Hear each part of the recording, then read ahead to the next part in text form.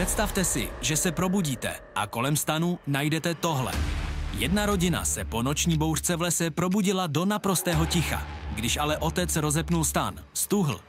Kolem celého stanu se táhl kruh obrovských stop, velkých jako talíře, které tam večer rozhodně nebyly. Vypadalo to, jako by něco celou noc kroužilo kolem nich a zkoumalo je. Na jedné straně byla jedna stopa hlubší, jako by se o zem opřel těžký ocas. Rodina rychle zbalila věci a odjela. Doma si pustili záznam z kamery, kterou nechali běžet celou noc. Z reproduktorů se ozvalo hluboké, těžké funění a krátké, ostré klapnutí čelistí, ze kterého mrazí v zádech. Co si myslíte, že je v noci navštívilo?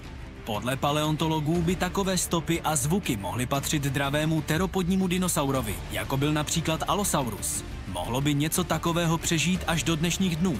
Napište mi do komentářů, co si o tom myslíte. Díky za sledování.